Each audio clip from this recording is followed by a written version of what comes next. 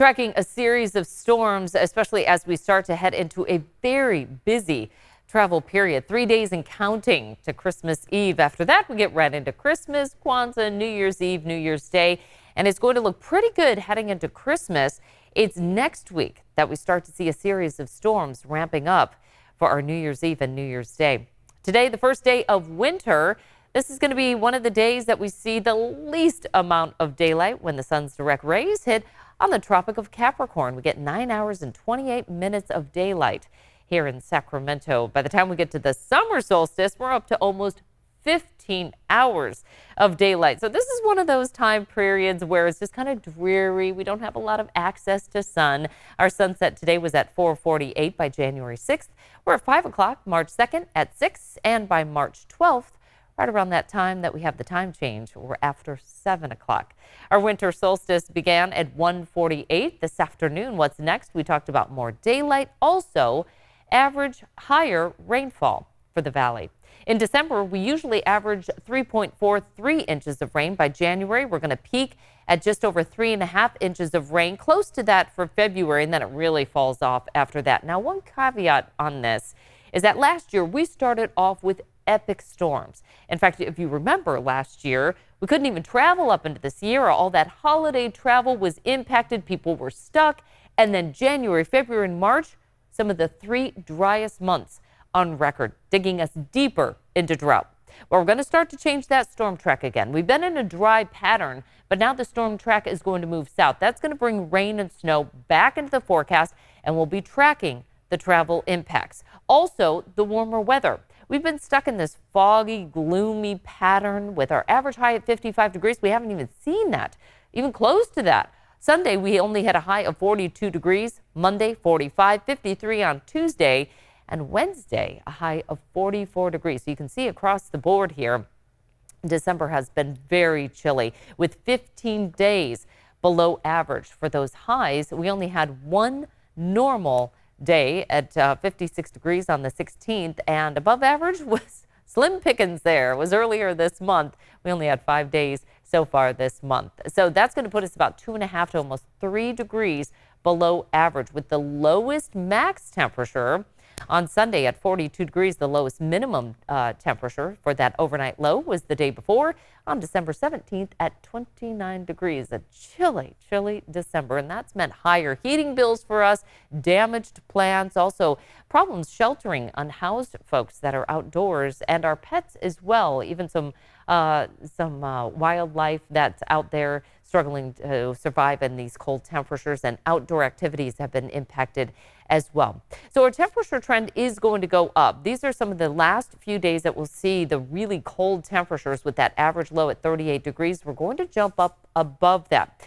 There's a bit of concern with that, though, because with storms coming in and with the snowpack intact up in the high country, could find some melting with likely much warmer temperatures for the end of December and beginning of January, and leaning wetter. So again, we don't necessarily want warm storms at this point in the season. This is going to be a real shift for us. You can see the temperature timeline here, how we're going to start to get above average. Conversely, what's happening in the center of the country is much cooler temperatures. In fact, dangerously cold here as we start to edge towards the end of the week and into the beginning of the weekend. For Christmas Eve could be one of the coldest on record here, especially throughout the northern plains, the Great Lakes, where wind chills, what it feels like to the exposed skin, will be dipping to about 15 to almost 30 degrees below zero. Again, dangerous to be outside in those types of conditions.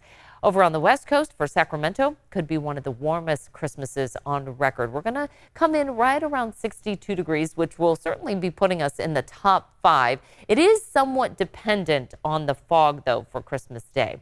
As far as the longer range forecast, this is where we start to dig into a big pattern shift. Atmospheric rivers are poised to start hitting more so California than the Pacific Northwest. And that's going to bring not only rain, but snow, but it's really the cycle of how that happens. Will it be rain first, then snow, or snow, then rain? That would cause melting and bigger impacts. So right now, as far as the atmospheric river category, it looks like we're going to be mostly in the hazardous, but also beneficial right here along the west coast near San Francisco, along that 80-50 line through the Sierra. Also seeing those impacts right through the Pacific Northwest into portions of Oregon and Washington. Some of the things that we can do to prepare for what's to come next week is checking the drains, making sure they are clear to reduce flooding.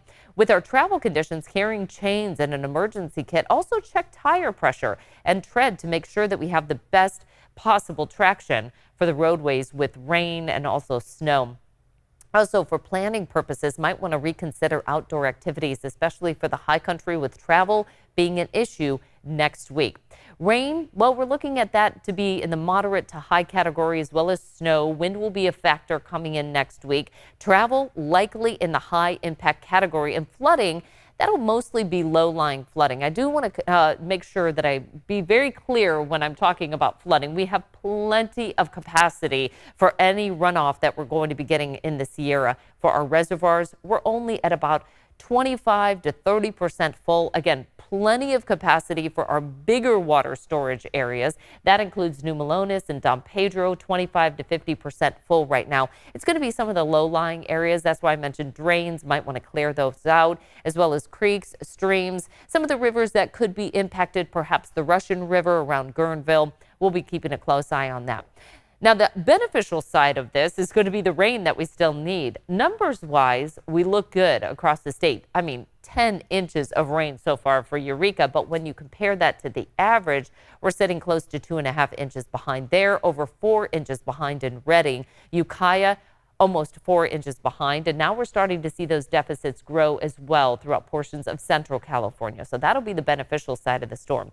Sierra snowpack looking pretty good, but if we were not to get any more snow in the high country, that would only put us at 35 to roughly 50% of average of where we normally end at the end of when we stop keeping those records of where that snowpack is, and that would be April 1st. So again, snowpack right now looking pretty good. The flip side of that is with a healthy snowpack, these could be warmer storms, which would potentially cause a problem and start melting some of that snow. Our statewide average sitting at 43%. We need a lot more snow to take us through this winter season. First little storm rippling on through this week isn't going to give us much in terms of accumulation. This is the one that I'm watching in particular. Monday into Tuesday, that looks to be our biggest storm of next week. Lots of rain for the valley, snow for the Sierra, but what follows are warmer storms after that. We'll still get some snowpack for the Sierra during the middle of the week, but by New Year's Eve, look what happens. That turns to rain, and that has the potential to cause some runoff. So that'll be the storm to watch. Early in the week, it's just going to be the accumulated rain. It's what happens after that towards the end of the week that could cause some bigger concerns with the flooding issues. As far as that total accumulated rain, this represents close to 1 to almost 7 inches of rain for parts of the foothills, the valley, lower amounts for the valley, but more so for the foothills. Some really decent accumulated rain. And again, we'll watch the North Bay area for some of those smaller tributaries out of the Russian River and near Lake Mendocino. So as far as the mountains are concerned, we're dry through the first holiday weekend, Saturday into Sunday. It's Monday that we start to see that first storm ramping up. That'll be the same for the foothills. And you can see how those temperatures are also starting to warm here. Cold storms would certainly be preferable at this point in the season. For the coast, we're going to be dry through the holiday weekend. But next week, a much different story with our 10-day forecast really showcasing how things shift into a much wetter pattern into next week.